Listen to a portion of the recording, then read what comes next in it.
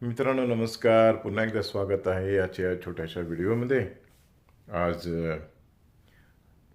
Ethanol विषयी आपण बोलणार आहोत. कारण काय झाले की अ, बरेचसे लोक जे आहेत ते आपल्या गाड्यांच्या विषयी, आपल्या टू व्हीलर विषयी बरीच चर्चा करताना दिसत आहेत. पण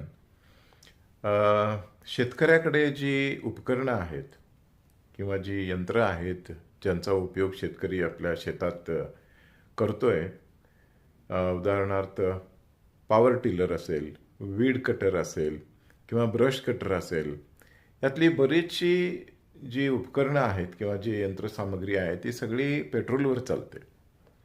आणि त्याच्यामध्ये जेव्हा तुम्ही E20 किंवा E35 किंवा आणखीन काही जर घातलं त्याच्यामध्ये, तर त्याच्या परफॉर्मन्समध्ये आणि त्याच्या एकूण त्या यंत्राच्या लाईफमध्ये नक्कीच फरक पडणार आहे. पण त्याच्याविषयी सध्या तरी कोणी चर्चा करताना दिसत नाही आहे. दुसरी महत्त्वाची गोष्ट, जे ट्रॅक्टर आहेत आता सध्या डिझेलवर चालणारे किंवा पॉवर टिलर आहेत, त्याच्यामध्ये सुद्धा आता जेव्हा डिझेलमध्ये गडकरी साहेब काही नवीन केमिकल ज्या वेळेला ॲड करतील, त्या प्रयत्नात ते आहेत. आणि ते ज्या वेळेला होईल त्यावेळेला ट्रॅक्टरची जी क्षमता आहे त्याची किंवा त्याचं जे इंजिन आहे ते जर खराब झालं तर या सगळ्याची जबाबदारी कोण घेणार?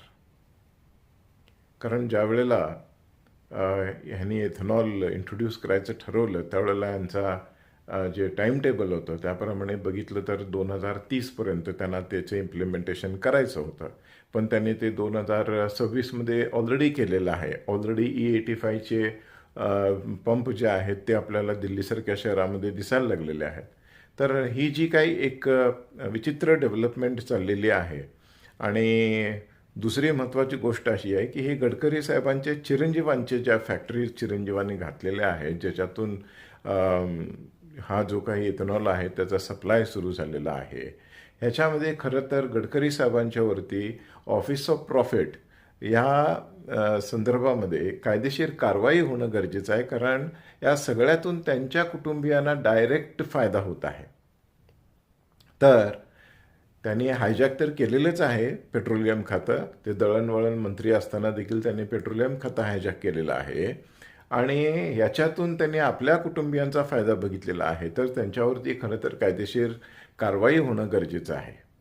आणि जे काही नुकसान आज भारताच्या जनतेचं झालेलं आहे E20चं, ते सरकारनं सगळंच्या सगळं भरून देणं गरजेचं आहे.